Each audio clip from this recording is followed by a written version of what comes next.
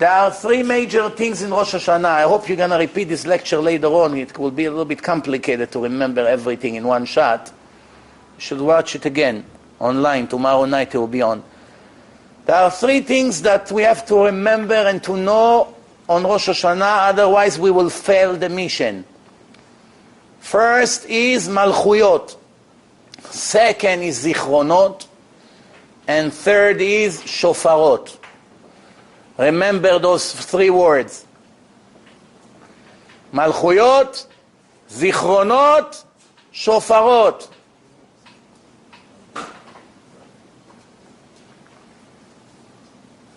What's so special about it? Let's talk about the first one, Malchuyot, kingdom.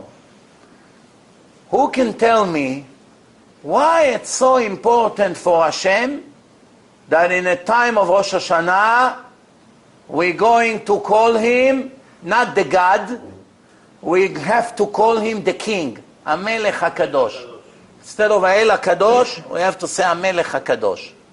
Instead of Melech Ohev Tzedakah u'Mishpat, we have to say Amelech HaMishpat. Everything turns into a Melech mode. Melech, king. Melech, it's king.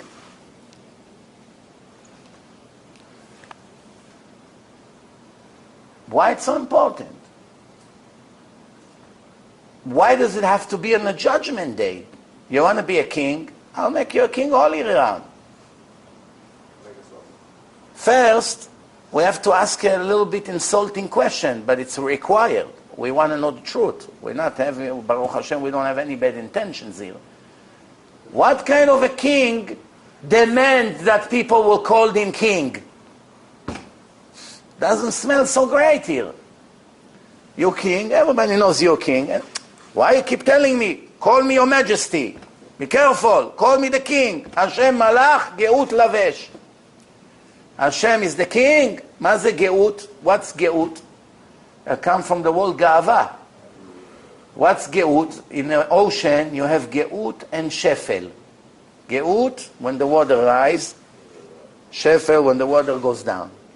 So something on a rise, it's geut. Ga'ava comes from the word geut.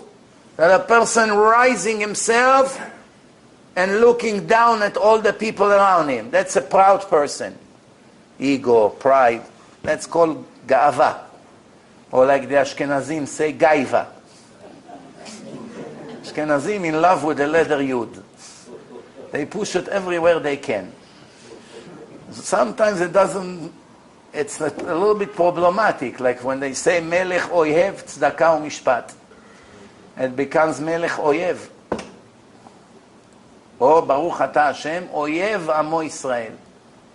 Oyev means enemy. I have to say ohev with hey. Ha!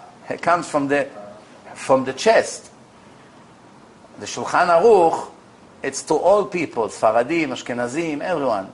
It says that a person has to know, to tell the difference between Aleph and Hey, and between Chet and Chaf. Cha or Ha, that it comes from the throat. But in the European countries, the language of the Europeans do not distinguish between those letters. So if it's Cha like the Dutch. Cha, everything is Cha, same Cha. It's no difference.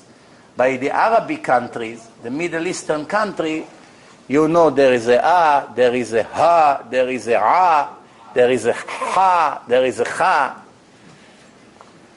Some Ashkenazim, like the rabbi of the Khatam Sofer, Rav Adler, he used to come every day to the Sfaradim to teach him how to talk. To pronounce the letter in a Middle Eastern way. Why? Because all the stories of the Torah and the foundation of the Jewish nation, it's all in the Middle East. That's where it came from. Later he went to Bavel and to Europe. Later on. Almost no one today knows how to talk. Today, in today's generation, it doesn't matter. Sfaradi, Ashkenazi, Hasid, almost none of us know how to pronounce the letters. Besides all the machlokot, what's the correct way, even people that want to follow one way, they still don't do it perfectly. It's very difficult to pronounce the letter correctly. So what does it mean to be a melech. Why it's so important if you don't say Amelech HaKadosh, you have to start the prayers from the beginning, which actually is violating the Ten Commandments. The Ten Commandments say you're not allowed to say the name of Hashem in vain. So if you made a bracha, Baruch Ata Hashem, Elokeinu Melech HaOlam, שהכל נהיה בדברו. You can, it was Hashem. But, now a minute later you want to say again, Baruch Ata Hashem, שהכל נהיה בדברו. You're not allowed. Why not? I want to bless Hashem all day and all night. You tell me not to bless Hashem? I'm not telling you not to bless Hashem. Hashem said, don't mention my name unless if it's allowed and required. You already made bracha on the water. You're allowed to drink. Next time you're going to say, it's in vain. It's a sin. Simply as it is. Not allowed to say same bracha twice. A lot of people don't pay attention. They come out of the bathroom. They're not sure if they make bracha asher yatzar. 20 minutes later, they have a doubt. Did I say? Did I not say? Did I say? Did I not say? Let's say it again. What's the big deal? Not allowed. Better not to say than to say. But for some people, it's killing them. I'm not going to say bracha. Come on. The only bracha you have to repeat if you're not sure if you said it or not is Birkat Hamazon. And only the first three, not all the extra, the Rabbanan. Until Bonei Yerushalayim, finished. Because that's chiyuv min Torah, the first three brachot. The rest, the Rabbanan. Rabbanan, you don't mention the name of Hashem in vain. So why I'm going to repeat the whole Shmona Esrei now because I forgot the Melech HaKadosh? It's so critical. It's not that I didn't say the Holy God. I still say I'm El HaKadosh. If I forgot completely to say that bracha, then I understand. We have a damage in a bracha. But I did what I do the entire year. Why it's so important? Did you ever think why it's so important that Rosh Hashanah has to be Melech, Aseret Yemei Teshuvah, Melech, Melech, Melech? The answer is, when you make someone a king on yourself, when you take someone and you acknowledge him as a king, what is the first effect that it has on you? In a minute that you recognize, he is the king and I am the slave. I accept it. Yes, Your Majesty, what can I do for you? I'm here to serve you. That second that you acknowledge that, immediately what happened to you? Something very, very important happened that second. Who knows what? You eliminate immediately every personal opinion that you have, every personal will that you have, every plan that you have, because I am here to do what the king tells me. Doesn't matter what I like, it doesn't matter what I want to do. All I'm here for is to listen to his command. That's it. That's what I'm living for. That's why at the second that I agree to be a slave, that second I completely canceled my free will, my free choice, my desires, my wisdom, my opinion. Everything immediately was shut off. Why? He's the king and I'm here to do what he tells me to do. It doesn't matter. Just like in the army, the Israeli army, the same concept. A spoiled kid from Bat Yam running on a beach. Tomorrow he's going to join the army. In the meantime, he has hair, nice tan, he thinks he's in Hollywood. Tomorrow morning, he gets to the army. You, come here. Stand straight. Stand straight, I say. Rich, spoiled kid. 2 minutes he's in the army.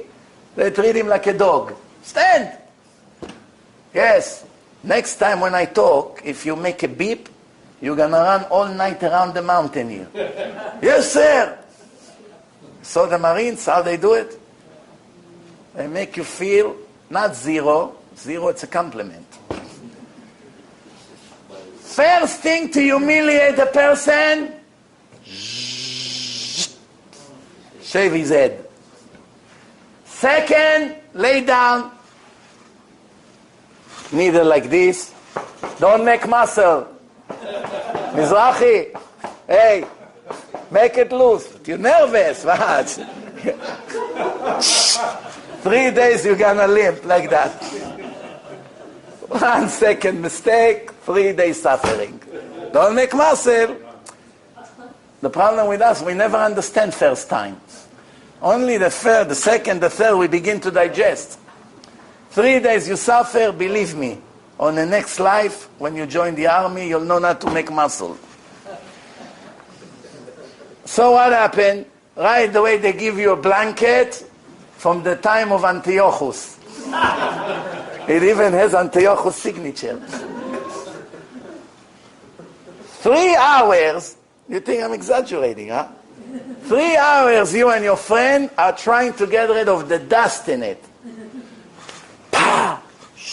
Another cloud in heaven. Another cloud. Soon it's going to be a hurricane. All for one tiny blanket. How much dust? Boom, boom, boom. It doesn't end. After all this, it has lice. It goes under the skin in the middle of the night. Bottom line, it takes maximum a day or two to realize your picnic is over.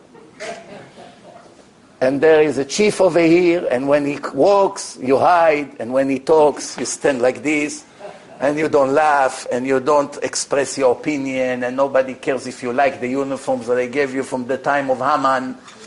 Uniform, you know what uniform? It's tight, that's good. You'll get used to it. Right?